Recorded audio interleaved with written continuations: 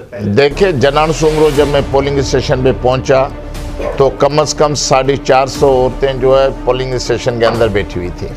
DSP साहब बाहर खड़े थे। मैंने कहा ये किस खाते में बैठी हुई हैं?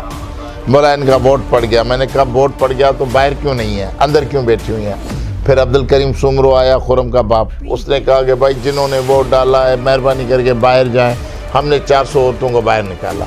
उसके बाद जब हम प्रिजाइडिंग ऑफिसर के पास थे तो उनके पास ये बैलेट पेपर का बॉक्स नहीं था, इतने खुले हुए ओपन जो इतने बैलेट पेपर। मैंने कहा ये क्या है? बोला हमने बूथ ज़्यादा बनाने के लिए ये फाड़ के इनको दिए हुए हैं, न उनमें कोई पंचिंग का निशान या कुछ।